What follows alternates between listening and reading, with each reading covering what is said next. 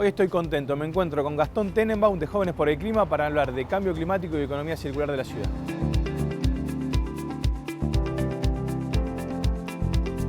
Bueno, Gastón, gracias por acercarte a esta entrevista. Es un gusto charlar contigo para mí. Sos recontra joven, 19 años y tenés experiencia y mucha opinión sobre la cuestión ambiental. Así que un gusto que hayas podido conversar conmigo. Bueno, no, un gusto estar acá y muchas gracias por la invitación. Gastón, vos sabés que vengo hablando con mucha gente de diferentes temas. La agenda de la innovación, la transformación de la ciudad post-pandemia, microcentro. Y un tema muy importante para mí es la cuestión ambiental y la cuestión de la economía circular en la ciudad. Yo sé que vos sos periodista, conocés de la temática, sos de Jóvenes por el Clima. Y quería empezar primero por lo que me llama más la atención y quiero ver cómo te impacta a vos. Yo soy la generación del medio, ¿no? Hay una generación que viene atrás mío, que viene empujando muy fuerte, sin dudas, con ganas de repensar la forma de consumir, la forma de producir, la forma de relacionarse con el ambiente. Hay una relación por encima mío, que es la que más lo ve como cosa rara. Y nosotros, entendiendo, promoviendo, adaptándonos. ¿Qué sentís vos desde tu juventud y desde tu experiencia tan profunda en este tema, que está pasando en la cuestión intergeneracional? ¿Cómo lo viviste?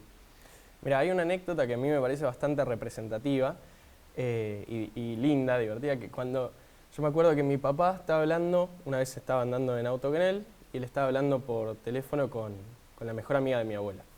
La mejor amiga de mi abuela estaba, que Cristina esto, lo otro, hablando del kirchnerismo, no sé qué, y mi papá hablaba con ella, y bueno, Betty, que se llama la amiga de mi abuela, le dice a mi papá, que sabía que estaba conmigo, ¿y Gastón qué piensa sobre esto?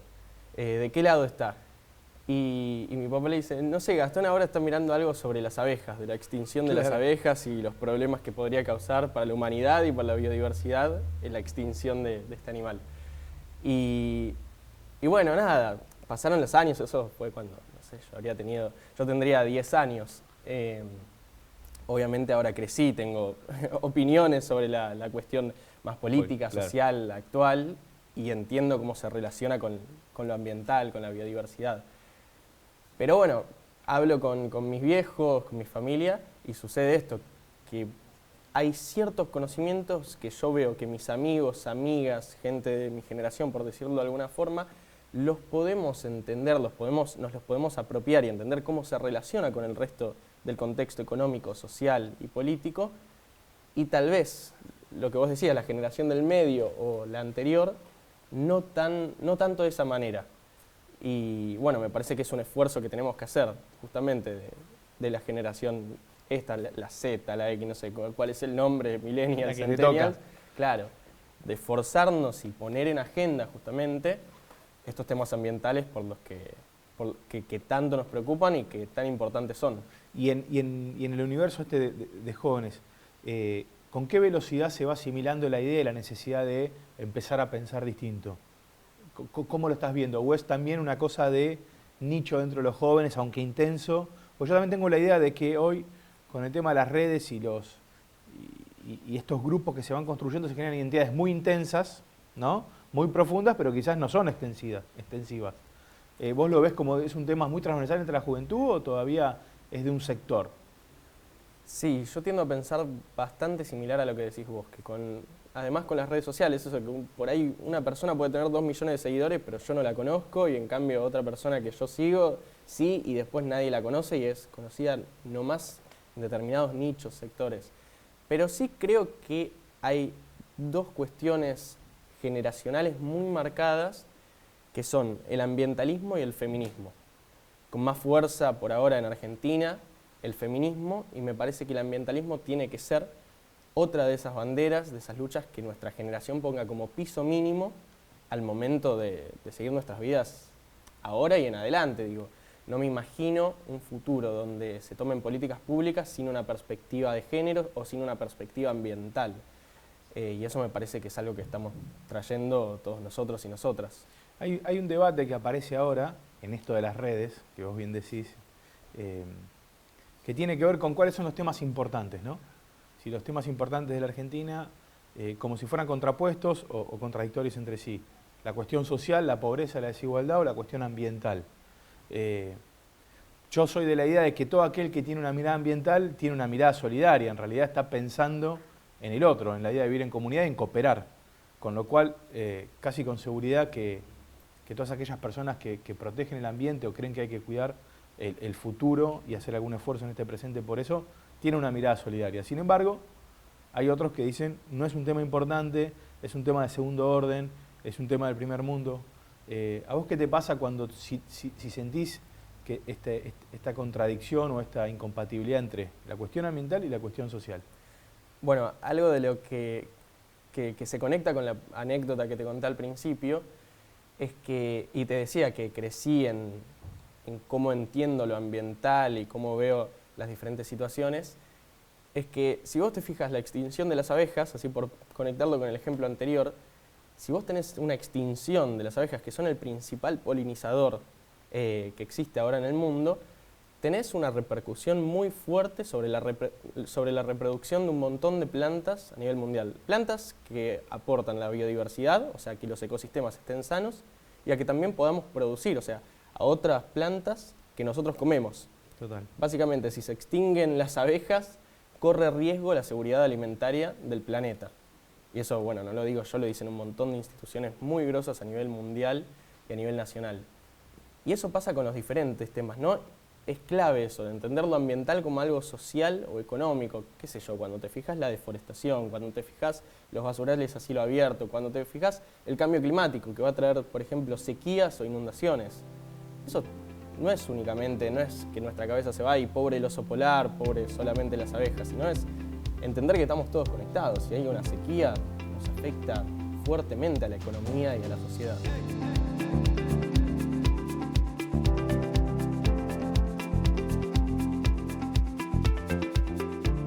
La idea de la negación del cambio climático, ¿cómo la asimilan ustedes? ¿Desde la organización o desde la cuestión juvenil? Gente que dice el cambio climático no existe, es un invento de el imperio, etcétera, etcétera, etcétera. Es raro. Apareció en Argentina, había como pocas opiniones en ese sentido, hasta hace poco que, bueno, Milei dijo es un invento del socialismo, una cuestión por el estilo. Y a mí eso, o sea, desde ya que me choca mucho por el hecho de que es un problema real y todo el mundo está hablando de esto, sino que también indica un cuestionamiento, no es solo al cambio climático, sino es al Banco Mundial, al IPCC de Naciones Unidas, es a líderes mundiales de alto nivel, es a los organismos de ciencia más desarrollados y complejos en el mundo. O sea, estar en contra del cambio climático es estar en contra de también todas las instituciones que uno piensa que permiten a la sociedad, a la humanidad avanzar, en cierto sentido. Y que en cierto sentido es interesantísimo lo que decís, porque en realidad si vos proyectás eso negás la posibilidad de la vinculación con el otro y de la construcción de confianza colectiva, ¿no? Porque en realidad nada es verdad, solo es verdad lo que yo digo, termina siendo la representación de una persona como la hacedora de la verdad y la que impone la ley del más fuerte, porque en definitiva termina siendo eso, ¿no? Total, pero sobre todo esto, es estar en contra de instituciones en las que se supone que tenemos que creer y es en lo que venimos formando y trabajando para crear estas instituciones de laburo, de cooperación internacional y de laburo también de científicos a nivel mundial. Pero es esto, es Naciones Unidas, es el IPCC, es Lancet, es la revista Nature, es Banco Mundial, es todo. Todo. Y Gastón, una pregunta, con el tema de la ciudad, nosotros hoy estamos trabajando en la ciudad, el impacto en la ciudad es energía, transporte y residuos. Para nosotros es muy importante porque obviamente como gran centro urbano tiene una incidencia mucho mayor que en otras provincias. Ustedes, ¿cómo ves vos el trabajo, esta vinculación cooperativa, recuperación, cambio de hábito? ¿Ves que hay avances? ¿Cuál sería una mirada distinta sobre ese punto? Y, por ejemplo, con el tema de residuos acá en la ciudad, bueno, los indicadores muestran que se va avanzando de manera continua en la reducción y en el reciclado de los residuos. No tanto a los niveles que se planteó, por ejemplo, en la ley de basura cero en un principio, y eso es algo que se debería acelerar, ¿no? Y hacer con mayor firmeza. Otra cuestión que noto, por ejemplo, con esto de la conciencia que decías, si se va notando, ¿no? Yo creo que todavía hay un gran problema con esta cuestión de qué va al tacho verde, qué va al tacho negro, al azul, al rojo, qué se composta, ¿no? Hay lío en las casas todavía. Sí, sí, yo creo que en muchas no se hace nada todavía, no se separa. Y en otras, en mi familia que estamos empezando, claro, de repente encuentro en el tacho para reciclables una empanada, cosas Sí, así. sí, sí, sí. Y los querés matar, ¿viste? Decís, ¿qué haces? ¿Por qué? Total, total. Entonces, falta de ese lado, yo creo que una vuelta de tuerca desde parte del Estado de poder comunicar bien las cuestiones para funcionar de esa manera, ¿no? Que el Estado provea la infraestructura, los mecanismos y en las casas se pueda aportar también a ese mecanismo que no funciona sin las dos partes. No, absolutamente. Y creo más que el Estado tiene como el doble rol, ¿no? El rol de esto de promover y asegurar la infraestructura, la información, la inversión esa, y también el Estado como con un rol articulador, ¿no? Entre la sociedad civil y el privado, para generar ahí una energía mucho más potente que es la del Estado solo empujando. Y yo veo que hay, a diferencia de otras materias, no sé cómo lo ves vos, o de otras políticas, hay como una cosa para ir a recolectar. Hay algo que está sucediendo más allá de lo que la política y el Estado construya o cree o imagine. ¿Qué es esto? ¿Qué son las telecomunicaciones, la información, esta generación que viene, que ya está haciendo un montón de cosas en términos de economía circular y a veces el Estado llega solo para reconocerlas y vincularlas y potenciarlas. Yo soy muy de la idea de un Estado que tiene que garantizar, pero también tiene que promover, tiene que facilitar las cosas. ¿Cómo ves vos en el universo de la Ciudad de Buenos Aires todo este emprendimiento de sostenibilidad que hay? Yo veo un montón de emprendedores, un montón de jóvenes vinculados. ¿Tienen vinculación? ¿Crees que hay algo para hacer para que eso se vincule más, se potencie más? ¿Tenés registro de esas empresas o, bueno, asociaciones y sociedad civil? Sí, vos sos parte, pero ¿cómo lo tramitan ustedes? No, sí, totalmente, eso, registro, conexiones, eso existe y desde ya yo creo que el Estado tiene que tener esta voluntad y esta capacidad de articular los diferentes actores y poder fomentar ciertas actividades que sean buenas para la sociedad, para el ambiente, para la economía y desincentivar justamente las que van en sentido contrario.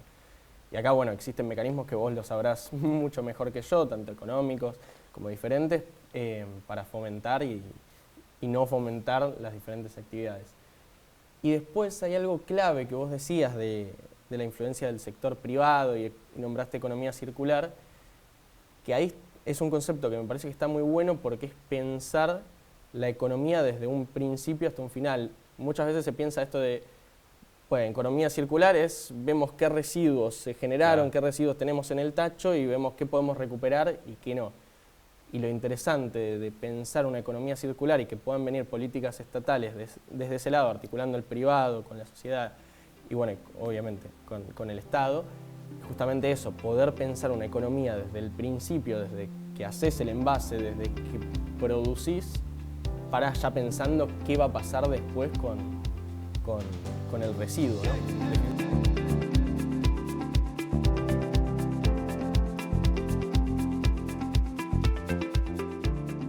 Es punta a punta, ¿no? Nosotros decimos que el tratamiento de residuos es parte de la economía circular, no es solo la economía circular, es mucho más grande.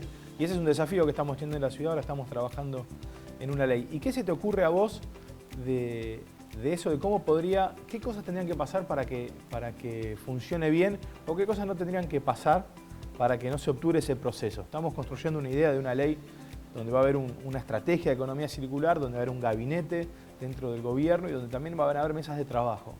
Si vos pudieras darme, según tu experiencia, ¿qué cosas estarían buenas que pasen ahí? ¿Qué cosas no estarían buenas que pasen? Mirá, según mi corta experiencia, yo lo que puedo ver con la legislación es que por un lado lo importante es que estén representados los sectores, que puedan charlar con la gente que se ve involucrada de alguna manera o que le impacta una posible ley de economía circular o la ley que estén pensando. Y que estén incluidos obviamente en el gabinete, en estos sectores que vos decías que van a poder estar dialogando y demás. Y desde sociedad civil, lo veo como militante, yo creo que las leyes que tienen plazos y acciones concretas a cumplir o formas de medir lo que se está haciendo o los objetivos que se propone, son también una herramienta para nosotros y nosotras de poder analizar si efectivamente se está dando o no se está dando ese cambio y esos objetivos que se pusieron. Por ejemplo, vos tenés a nivel nacional la ley de bosques, que tiene un presupuesto determinado, entonces nosotros podemos saber que se está desfinanciando año a año. Monitorear eso y Claro. saber cómo impactó. Lo mismo acá, con la ley de basura cero que hablábamos antes. Vos tenías objetivos concretos. No los cumplimos. No se cumplieron. Desde sociedad civil tenemos esas herramientas y ese conocimiento para decir, che, acá están haciendo algo mal, se propusieron tales plazos y no lo están haciendo. Entonces me parece que eso es algo clave y vuelvo con lo anterior. Mientras pueda haber consenso en qué se tiene que hacer y cómo con los diferentes actores que se ven involucrados en el área, siempre es lo más óptimo, ¿no? Gastón, ¿cómo te imaginas la ciudad, si vos pudieras imaginarla, idealizarla a futuro, 10 años? ¿Cómo te gustaría que sea en términos de sostenibilidad, de economía circular, de mayor participación de los jóvenes? ¿Dónde ves que puede haber algo atractivo ahí? No, sobre todo lo que me imagino es una mayor incorporación de lo ambiental a los temas de los que ya hablamos. Cuando hablamos de las problemáticas habitacionales, cuando hablamos de inclusión social, cuando hablamos de la economía, cuando hablamos de la necesidad de hacer más eficiente el uso de energía, de poder dar energía y demás. La perspectiva ambiental y la política pública. Claro, que vos cuando digas, bueno, tenemos que poner árboles, tenemos que poner espacios verdes, que pienses en por la necesidad de que la biodiversidad sea nativa. Cuando pienses en hacer más casas para la gente, tengas que pensar en eficiencia energética, tengas que pensar en energías renovables, tengas que pensar de vuelta flora nativa, lo que pueda hacer para que mejore la vida de la gente, la calidad de la gente y también al ambiente. Pero sobre todo eso, no verlo como políticas concretas, que me imagino así aislado de qué se puede hacer, sino eso, qué se está haciendo ya, cómo se suma lo ambiental a eso. Transversal. Bueno, Gastón, un gustazo haberte Lo conocido, mismo haber charlado digo. con vos. Muchas gracias. Gracias, Hernán, un placer.